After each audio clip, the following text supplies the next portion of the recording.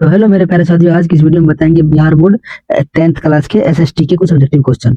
तो इस वीडियो में लास्ट तक बने रहिएगा एंड वीडियो को पूरा देखिएगा, ठीक है। तो इसमें काफी इंपॉर्टेंट क्वेश्चन होने वाले हैं क्योंकि ये मॉडल पेपर से लिए गए क्वेश्चन है, ठीक है। ये सोशल साइंस की क्वेश्चन है, ठीक है, सोशल साइंस की क्वेश्चन है।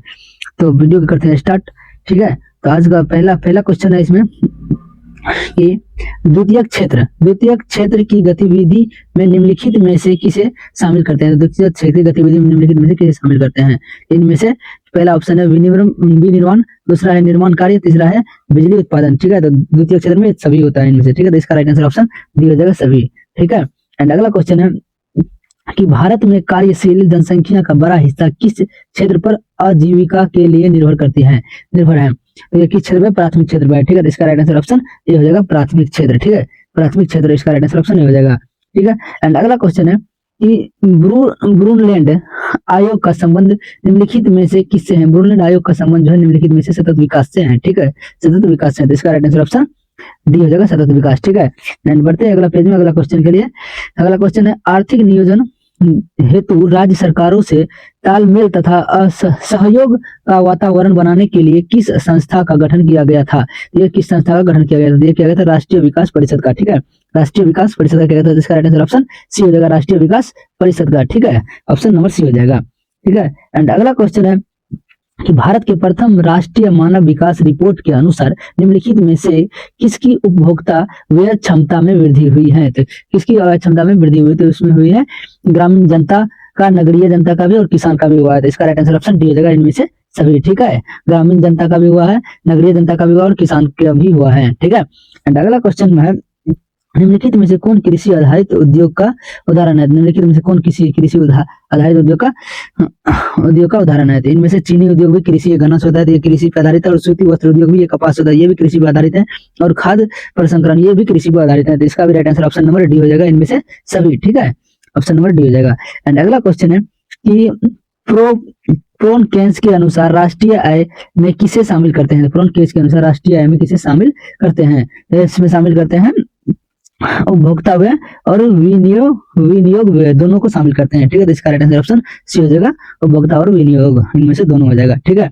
एंड अगला क्वेश्चन है कि शुद्ध राष्ट्रीय उत्पाद की गणना में किसे शामिल नहीं किया जाता है। तो शुद्ध राष्ट्रीय उत्पाद की गणना में किसे शामिल नहीं किया जाता है। तो शामिल इनमें से कच्चे माल की कीमत को नहीं किया जाता है, ठीक है। तो इसका राइट आंसर ऑप्शन सी हो जाएगा कच्चे माल की कीमत, ठीक है। एंड अगला क्वेश्चन है कि इनमें से कौन वाणिज्य बैंक नहीं है। तो इनमें से कौन जो है वाणिज्य बैंक नहीं है। तो उसमें इनमें से भारतीय रिजर्व बैंक वाणिज्य बैंक नहीं है। ये बैंक पैसा छापती रिजर्व बैंक, ठीक है, इसलिए ये वाणिज्य बैंक नहीं है, ठीक है। एंड अगला क्वेश्चन है कि सहकारिता के संचालन का दायित्व राज्य सरकारों को कब प्राप्त हुआ। सहकारिता के संचालन के दायित्व जो है राज्य सरकार को प्राप्त हुआ था 1919 ईस्वी में, ठीक है। 1919 में प्राप्त हुआ था। तो इसका राइट आंसर ऑप्शन सी हो जाएगा 1919 में, ठीक है। एंड अगला क्वेश्चन है गरीबी के कुचक्रक की धारणा किसने दी। गरीबी कुचक्रक की धारणा किसने दी, दिया था रेगनर नर्क्स ने, ठीक है। इसका राइट आंसर ऑप्शन सी हो जाएगा, ठीक है। एंड अगला क्वेश्चन है कि इनमें से किसे साधारण संसाधन का पारिश्रमिक ब्याज है। इनमें से किस संसाधन का पारिश्रमिक ब्याज है। इनमें से जो है वो है पूंजी, ठीक है। संसाधन पारिश्रमिक ब्याज है। तो इसका राइट आंसर ऑप्शन सी हो जाएगा पूंजी, ठीक है। एंड अगला क्वेश्चन है केंद्रीय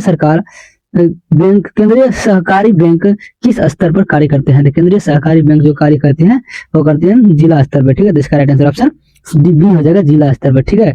ऑप्शन नंबर बी हो जाएगा जिला स्तर पे, ठीक है। Option number B district level. And अगला क्वेश्चन है कि भारत विश्व व्यापार संगठन का सदस्य कब बना। भारत विश्व व्यापार संगठन का यानी WTO का सदस्य कब बना। ये बना था 1995 ईस्वी में, ठीक है। इसका राइट आंसर ऑप्शन सी हो जाएगा 1995 ईस्वी, ठीक है।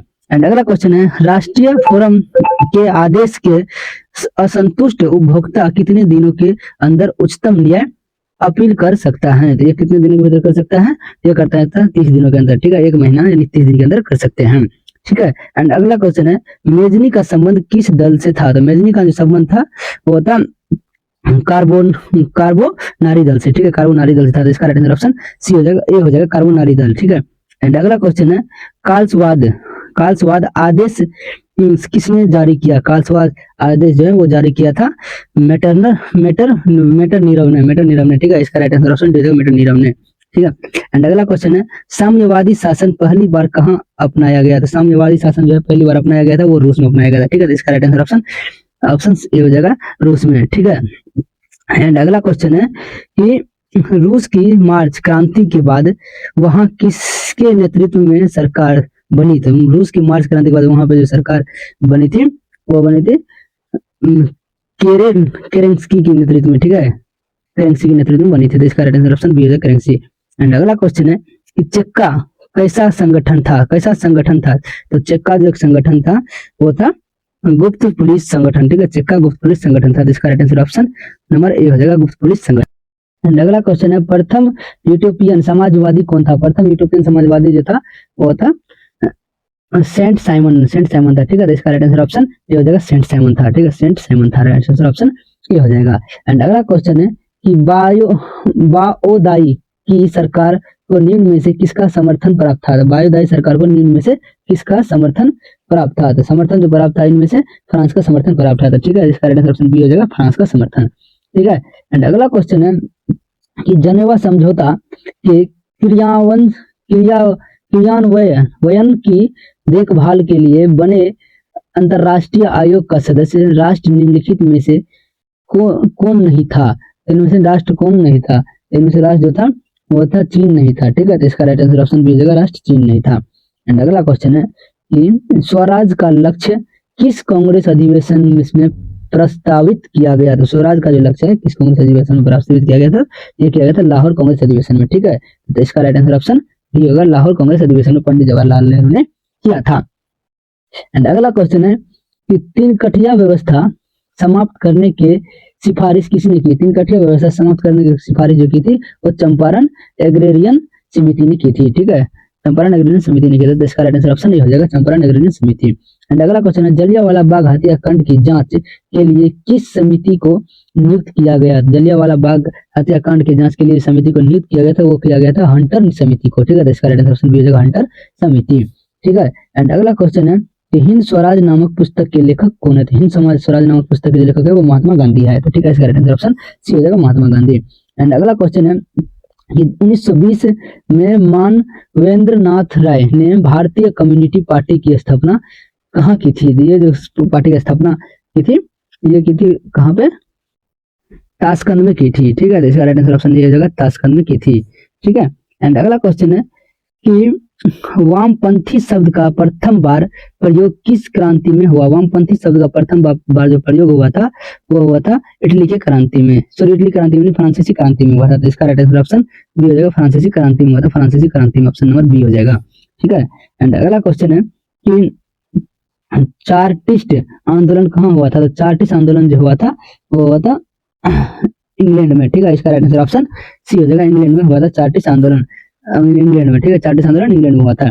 एंड अगला क्वेश्चन है कि पराजातित तुर्की के साथ कौन सी संधि की गई? पराजातित तुर्की के साथ जो है वो संधि की गई थी सेवर्स की संधि, सेवर्स की संधि की गई थी। तो इसका राइट आंसर ऑप्शन ए हो जाएगा, सेवर्स की संधि। एंड अगला क्वेश्चन है गांधी जी ने किस गोलमेज सम्मेलन में भाग लिया?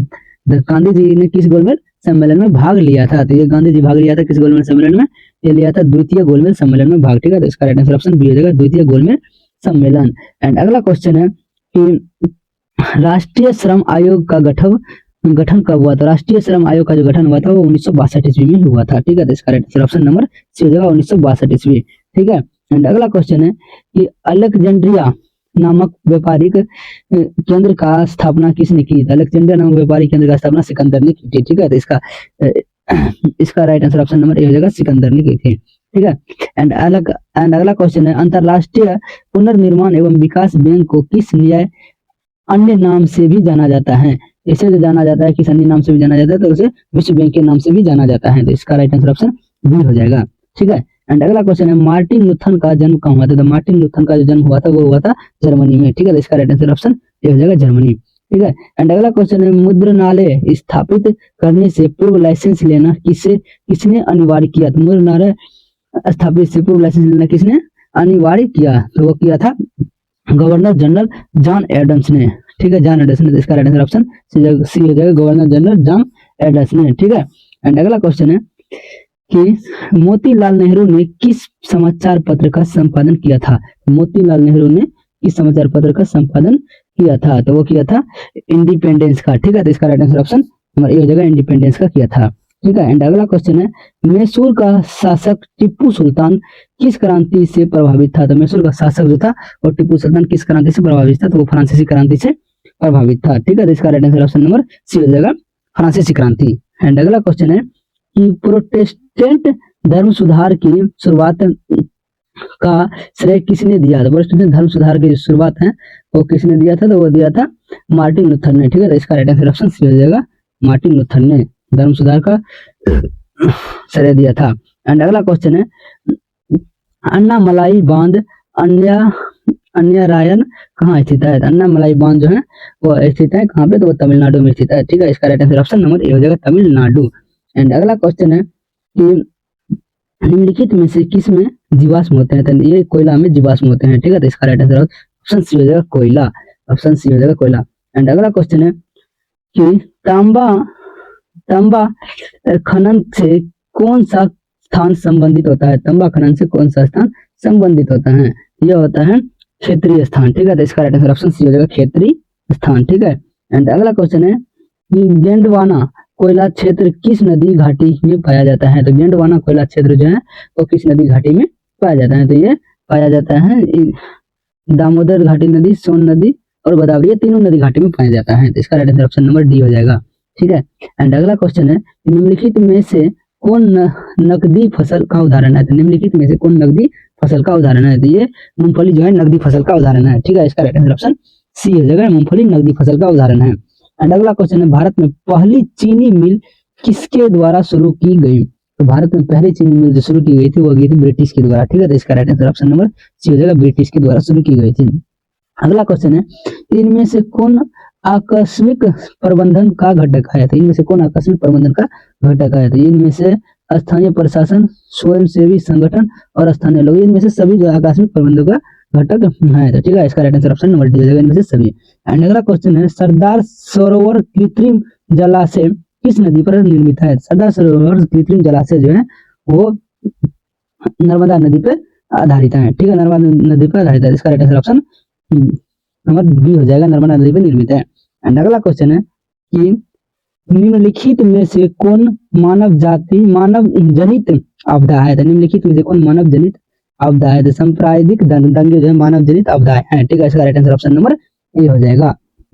एंड अगला क्वेश्चन है कि भूखंड संभावित क्षेत्रों में भूकंप संभावित क्षेत्रों में क्षेत्र भवनों की आकृति कैसी होनी चाहिए, तो ये आयताकार होनी चाहिए। ठीक है, तो इसका right answer option number B हो जाएगा, आयताकार होनी चाहिए। ठीक है, आयताकार होनी चाहिए। ठीक है, आयताकार होनी चाहिए। तो आज के लिए बस इतना ही, मिलते हैं फिर अगला वीडियो में।